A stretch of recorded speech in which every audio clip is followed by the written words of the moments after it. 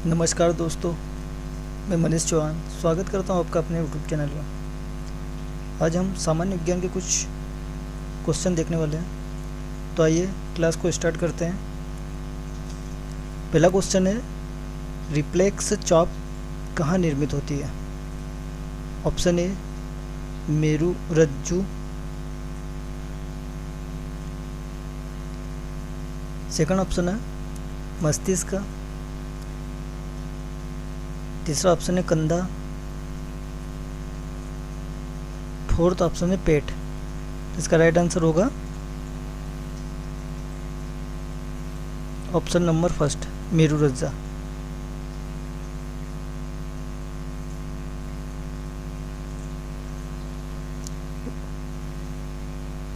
व्याख्या देख लेते हैं। परिधीय तंत्रिका उत्तेजना की प्रतिक्रिया की पूरी प्रक्रिया जो अनैच्छिक रूप से होती है को प्रतिवर्ती क्रिया के रूप में जाना जाता है। प्रतिवर्ती चाप एक तंत्रिका मार्ग है जिसके बाद प्रतिवर्ती क्रिया के दौरान तंत्रिका आवेग आते हैं। नेक्स्ट क्वेश्चन है क्वेश्चन नंबर 2। एसिड्स धातु के साथ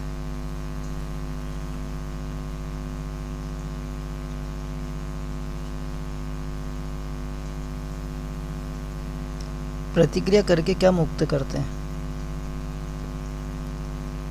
पहला ऑप्शन है कार्बन मोनोऑक्साइड, दूसरा ऑप्शन है पानी, तीसरा ऑप्शन है हाइड्रोजन, फोर्थ ऑप्शन है कार्बन डाइऑक्साइड। तो इसका राइट आंसर होगा ऑप्शन नंबर थर्ड, हाइड्रोजन। विश्लेषण देख लेते हैं।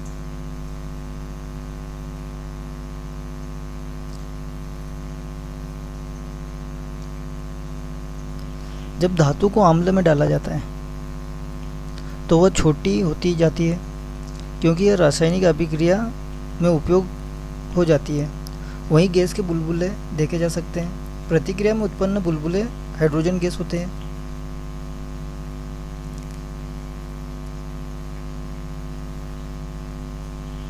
जलती हुई पट्टी का उपयोग करके यह सिद्ध किया जा सकता है क्योंकि हाइड्रोजन ज्वलनशील है।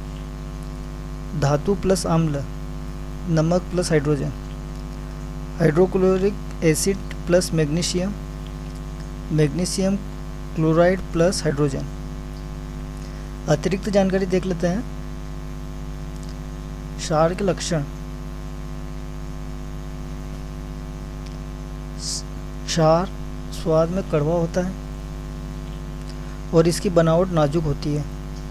जब एक क्षार एक अम्ल के साथ प्रतिक्रिया करता है तो एक नमक बनाता है। एक क्षार लाल लिटमस पेपर के रंग को नीले रंग में बदल देता है। धातु के साथ क्षार की प्रतिक्रिया। जब कोई क्षार किसी धातु के साथ अभिक्रिया करता है तो उसमें हाइड्रोजन गैस की मुक्ति के साथ साथ नमक का निर्माण होता है। कुछ धातुएं क्षार से अभिक्रिया करके लवण और हाइड्रोजन गैस बनाती है।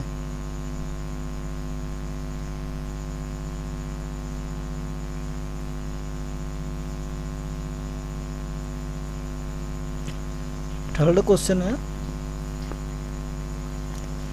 शोषण को किस रूप में वर्गीकृत किया जा सकता है? पहला ऑप्शन है ऊष्माक्षेपीय प्रक्रिया, दूसरा ऑप्शन है ऊष्माशोषीय प्रक्रिया, थर्ड ऑप्शन है अपचयन अभिक्रिया, फोर है संयोजी अभिक्रिया। तो इसका राइट आंसर हो जाएगा ऊष्माक्षेपी प्रक्रिया। की पॉइंट्स देख लेते हैं।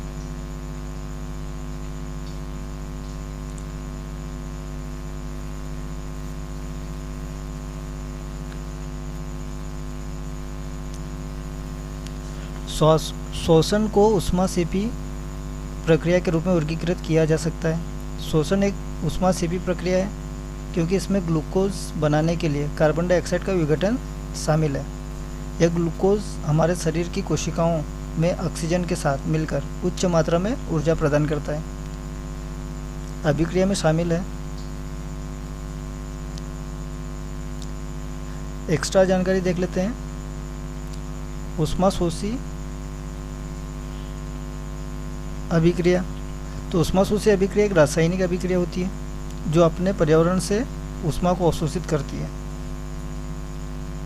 अवशोषित ऊर्जा अभिक्रिया होने के लिए सक्रिय ऊर्जा प्रदान करती है।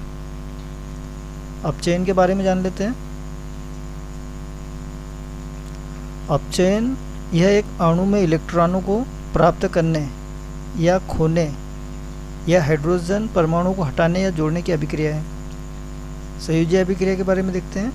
यह एक अभिक्रिया है जहां दो या दो से अधिक तत्व या यौगिक मिलकर एक यौगिक बनाते हैं।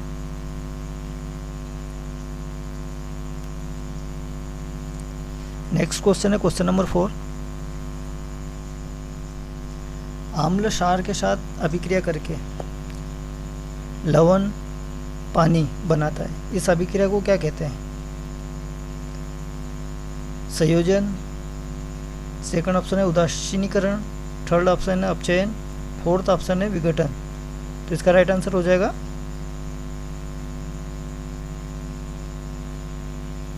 उदासीनीकरण।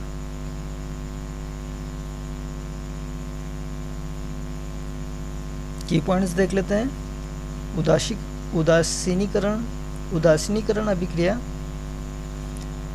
रासायनिक अभिक्रियाओं के रूप में परिभाषित किया जा सकता है जिसमें एक आम्ल पानी के साथ नमक बनाने के लिए आधार के साथ अभिक्रिया करता है। आम्ल की क्षार के साथ अभिक्रिया को उदासीनीकरण अभिक्रिया कहते हैं। उदाहरण के लिए सोडियम हाइड्रोक्साइड NaOH के साथ हाइड्रोक्लोरिक अम्ल HCl की अभिक्रिया सोडियम क्लोराइड NaCl नमक और कुछ अतिरिक्त पानी के अणुओं को घोल बनाती है। प्रबल क्षार और प्रबल अम्ल के उदासीनीकरण का pH मान 7 होता है। प्रबल क्षार और दुर्बल अम्ल का उदासीनीकरण 7 से अधिक होता है।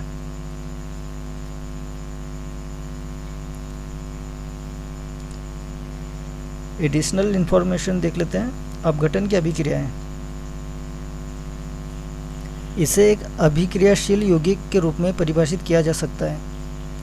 दो या दो से अधिक उत्पादों में टूट जाता है। हमारे चारों ओर कहीं अपघटन अभिक्रियाएं होती रहती है, जैसे ऑक्सीजन और हाइड्रोजन का उत्पादन करने के लिए पानी का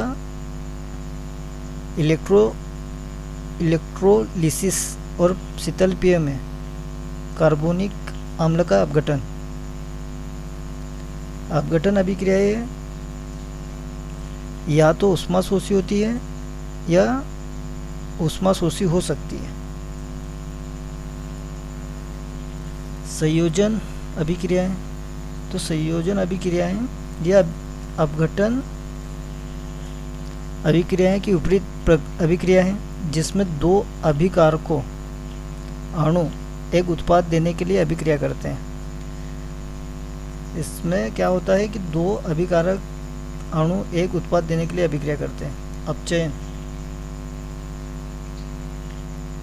अपचयन के बारे में जान लेते हैं। एक अणु में इलेक्ट्रॉन को प्राप्त करने या खोने या फिर हाइड्रोजन परमाणु को हटाने जोड़ने की प्रक्रिया है। उत्पाद ऑक्सीडेंट प्लस ई, ऑक्सीडेंट की मात्रा कम हो जाती है। नेक्स्ट क्वेश्चन है क्वेश्चन नंबर 5। निम्नलिखित कथनों पर विचार कीजिए। पहला कथन है विलयन एक समांगी मिश्रण है। सेकंड कथन है जर्मन सिल्वर कॉपर जिंक और सिल्वर का मिश्रण है। तीसरा कथन है यदि दोनों में अंतराणुक अन्योन्य क्रिया समान है तब विलय एक विलायक में घुल जाता है। उपरोक्त में से कौन सा कथन सही है? ऑप्शन ए केवल 1 और 3, ऑप्शन बी 1 और 2, ऑप्शन सी 2 और 3 या फिर ऑप्शन डी 1, 2, 3। तो इसका राइट आंसर हो जाएगा ऑप्शन नंबर ए 1 और 3।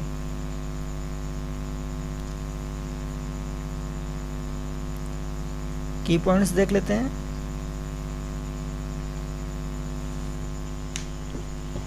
मिश्रण में 2 या 2 से अधिक शुद्ध पदार्थ होते हैं। कौन से पदार्थ होते हैं? शुद्ध पदार्थ होते हैं। 2 या 2 से अधिक घटकों के विलयन समांगी मिश्रण है, अतः कथन एक सही है।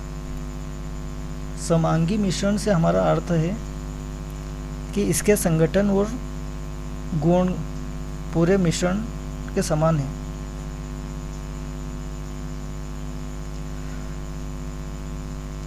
वह घटक जो सबसे अधिक मात्रा में उपस्थित होता है विलायक कहलाता है। वह घटक जो सबसे अधिक मात्रा में उपस्थित होता है विलायक कहलाता है। विलायक के अतिरिक्त विलयन में उपस्थित एक या अधिक अवयव विलय कहलाते हैं। जर्मन सिल्वर, कॉपर, जिंक और निकेल का मिश्रण होता है, अतः कथन 2 गलत है। सामान्य तौर पर यदि दोनों में अंतराणुक क्रिया समान है तब विलय एक विलायक में घुल जाता है। यह हम कह सकते हैं कि समान समान को घोलता है, अतः कथन 3 सही है। जबकि सोडियम क्लोराइड और शर्करा जल में आसानी से घुल जाते हैं। सोडियम क्लोराइड और शर्करा जल में आसानी से घुल जाते हैं। नेप्थलीन और एंथ्रोसिन नहीं घुलते। तो ये याद रखना कि कौन कौन से घुल जाते हैं जल में और कौन से नहीं घुलता। दूसरी ओर नेप्थलीन और एंथ्रोसिन बेंजीन में आसानी से घुल जाते हैं। तो नेप्थलीन और एंथ्रोसिन बेंजीन में आसानी से घुल जाते हैं और सोडियम क्लोराइड और शर्करा जल में आसानी से घुल जाते हैं। लेकिन सोडियम क्लोराइड और शर्करा नहीं घुलते हैं। जो सोडियम क्लोराइड और शर्करा है वो बेंजीन में नहीं घुलते हैं। यह देखा गया है कि ध्रुवीय विलायकों में और अध्रुवीय विलायकों में घुलते हैं। नेक्स्ट क्वेश्चन है क्वेश्चन नंबर 6। प्रकाश तरंग किस प्रकार की तरंग होते हैं? अनुप्रस्थ तरंगे, अनुदैर्घ्य तरंगे, ऑप्शन सी ए और बी दोनों, या फिर ऑप्शन डी कोई नहीं। तो इसका राइट आंसर हो जाएगा ऑप्शन नंबर ए। आइए की पॉइंट देख लेते हैं। तरंग क्या है? वह विक्षोभ जो ऊर्जा को एक स्थान से दूसरे स्थान पर स्थानांतरित करता है, तरंग कहलाता है। मुख्य रूप से 2 प्रकार की तरंग होती है। तरंगे कितने प्रकार की होती है? तो 2 प्रकार की होती है। अनुप्रस्थ तरंगे, वह तरंग जिसमें कणों की गति ऊर्जा की गति के लिए समकोण पर होती है, अनुप्रस्थ तरंग कहलाती है। प्रकाश अनुप्रस्थ तरंग का एक उदाहरण है। अनुप्रस्थ तरंग का उदाहरण क्या है? तो प्रकाश है। अनुदैर्घ्य तरंग, वह तरंग जिसमें कणों की गति ऊर्जा की गति के समांतर होती है। अनुप्रस्थ में समकोण होती है और इसमें अनुदैर्घ्य में समांतर होती है। अनुदैर्घ्य तरंगे कहलाती है। ध्वनि तरंगे अनुदैर्घ्य तरंगों का एक उदाहरण है।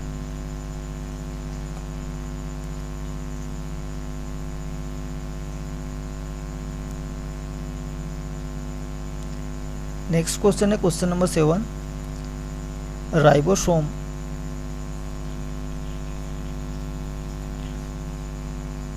निम्नलिखित में से किसके लिए कार्यस्थल है? ऑप्शन ए प्रोटीन संश्लेषण, ऑप्शन बी प्रकाश संश्लेषण, ऑप्शन सी वसा संश्लेषण, या फिर ऑप्शन डी शोषण। तो इसका राइट आंसर हो जाएगा प्रोटीन संश्लेषण। आइए की पॉइंट्स देख लेते हैं।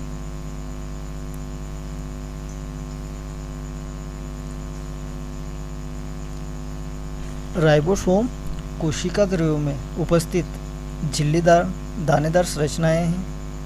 वे पहली बार एक इलेक्ट्रॉन माइक्रोस्कोप के तहत वर्ष 1953 में जॉर्ज पलार्डे द्वारा सघन कणों के रूप में देखे गए थे। राइबोसोम प्रोटीन संश्लेषण के लिए कार्यस्थल है। किसके लिए है? तो प्रोटीन के लिए। इसलिए इन्हें कोशिका का प्रोटीन कारखाना भी कहा जाता है। तो प्रोटीन का कारखाना किसे कहा जाता है? कोशिका का प्रोटीन कारखाना भी कहा जाता है।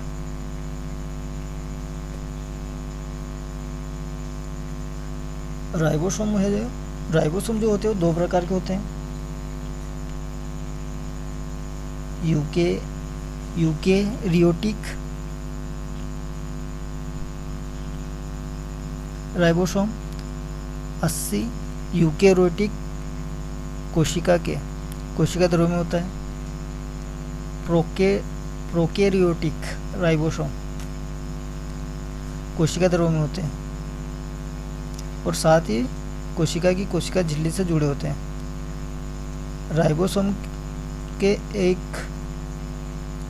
राइबोसोम के उप एकक है।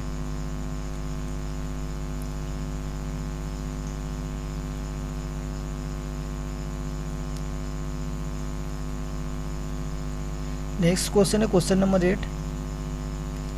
निम्नलिखित कथनों में से कौन सा कथन सही है? पहला कथन है पौधे सूर्य के प्रकाश से ऊर्जा को कार्बोहाइड्रेट के रूप में संग्रहित भोजन में परिवर्तित करते हैं। तो ये राइट है। पौधों में पूर्ण हरित होता है, ये भी राइट है। पादप कोशिकाओं में कोशिका भित्ति नहीं होती,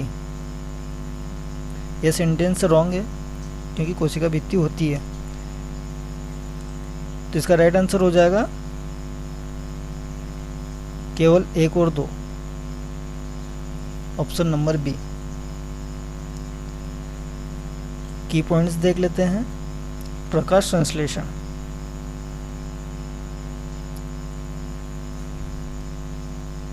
पत्तियों में एक हरा वर्णक होता है जिसे क्लोरोफिल कहा जाता है। यह पत्तियों को सूर्य के प्रकाश की ऊर्जा को पकड़ने में मदद करता है। इस ऊर्जा का उपयोग कार्बन डाइऑक्साइड और पानी से भोजन को संश्लेषित करने के लिए किया जाता है। चूँकि भोजन का संश्लेषण सूर्य के प्रकाश की उपस्थिति में होता है, इसलिए इसे प्रकाश संश्लेषण कहा जाता है। प्रकाश संश्लेषण क्यों कहा जाता है? क्योंकि सूर्य के प्रकाश की उपस्थिति में होता है।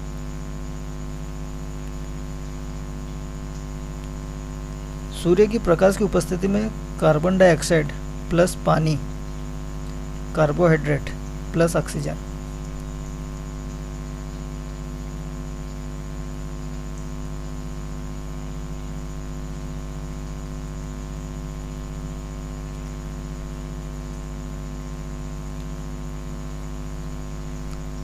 कुछ अतिरिक्त जानकारी देख लेते हैं। पौधों की कोशिकाओं में विशिष्ट कार्यों के लिए अलग अलग घटक और अंग होते हैं। कोशिका भित्ति, यह एक कठोर परत है जो कोशिका रस से बना होता है। यह कोशिका की सबसे बाहरी परत है। इसके नीचे कोशिका झिल्ली मौजूद है। कोशिका की दीवार का प्राथमिक कार्य कोशिका की संरचनात्मक सहायता की और उसे रक्षा प्रदान करना है। कोशिका झिल्ली के बारे में देख लेते हैं। यह एक अर्ध पारगम्य झिल्ली है जो कोशिका के अंदर और बाहर प्रवेश करने और बाहर निकलने के लिए पदार्थों को विनियमित करने में मदद करती है। नाभिक क्या है? यह कोशिका का एक महत्वपूर्ण हिस्सा है। किसका हिस्सा है? कोशिका का। क्योंकि इसमें कोशिका की सभी जानकारी या डीएनए और विकास और कोशिका विभाजन के लिए उनकी आनुवंशिकता की जानकारी होती है। रिक्तिका,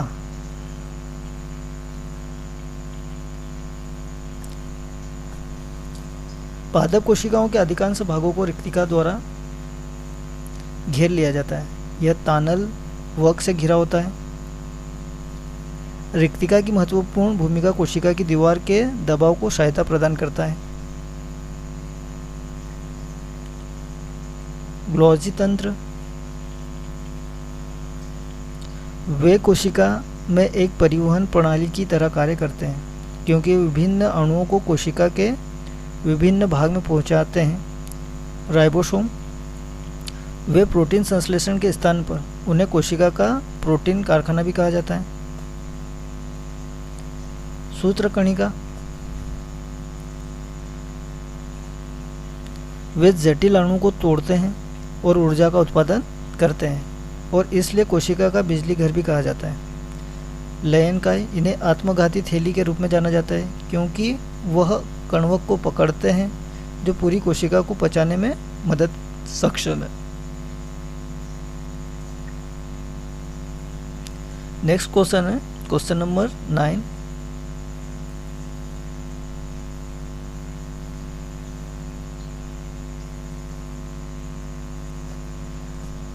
चलती बस में एक यात्री को आगे धक्का लगता है जब बस अचानक रुक जाती है।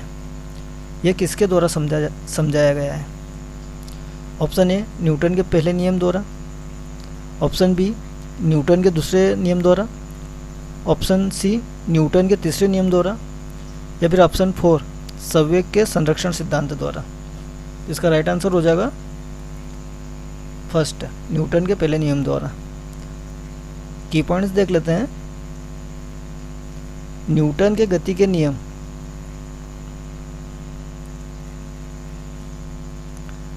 न्यूटन के पहले नियम के अनुसार यदि एक पिंड विरामावस्था या एक सीधी रेखा में एक स्थिर गति से आगे बढ़ रहा है, यह विरामावस्था या स्थिर गति से एक सीधी रेखा में चलता रहेगा जब तक कि कोई बाह्य बल द्वारा इस पर काम नहीं किया जाता। इस परिकल्पना को जड़ता के नियम के रूप में जाना जाता है। जड़ता का नियम पहले गैलीलियो द्वारा पृथ्वी पर क्षैतिज गति के लिए तैयार किया गया था और बाद में रेने डेकार्ट द्वारा सामान्यीकृत किया गया।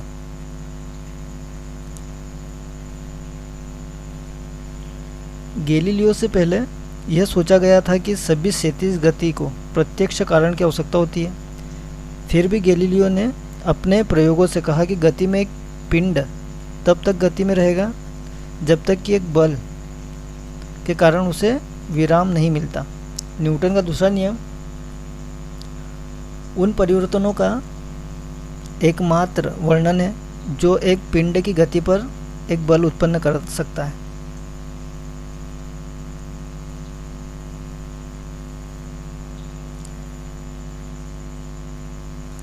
इसमें कहा गया है कि किसी पिंड के संवेग में परिवर्तन की समय दर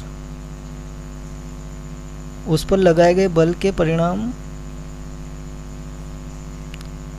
और दिशा दोनों में बराबर है। किसी पिंड का संवेग उसके द्रव्यमान और उसके वेग के गुणनफल के बराबर होता है। गति की तरह गति एक सदिश राशि है जिसमें परिमाप और दिशा दोनों होते हैं। गति एक सदिश राशि है जिसमें परिमाप और दिशा दोनों होते हैं। एक पिंड पर लागू बल गति, दिशा या दोनों के परिणाम को बदल सकता है। ऐसे पिंड जिनका द्रव्यमान m स्थिर है, इसे F बराबर ma द्वारा लिखा जा सकता है, जहाँ F क्या है? F बल और a त्वरण सदिश राशियाँ हैं। यदि किसी निकाय का शुद्ध बल उस पर कार्य करता है तो यह समीकरण द्वारा त्वरित होता है। इसके विपरीत यदि किसी निकाय को त्वरित नहीं किया जाता तो उस पर कोई शुद्ध बल कार्य नहीं करता। न्यूटन के तीसरे नियम में कहा गया है, जब दो निकाय परस्पर प्रभाव डालते हैं तो वे एक दूसरे के बराबर परिमाण में और विपरीत दिशा में बलों को लागू करते हैं। तीसरे नियम को प्रक्रिया और प्रतिक्रिया के नियम के रूप में भी जाना जाता है। यह नियम स्थिर संतुलन समस्याओं के विश्लेषण में महत्वपूर्ण है, जहाँ सभी बल संतुलित हैं, लेकिन यह सामान्य त्वरित गति वाले निकायों पर लागू होता है।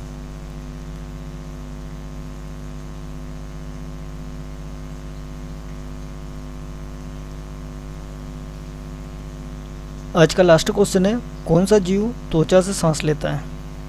ऑप्शन ए सांप, ऑप्शन बी केचुआ, ऑप्शन सी बंदर या फिर ऑप्शन डी मनुष्य। तो इसका राइट आंसर हो जाएगा केचुआ। की पॉइंट्स देख लेते हैं।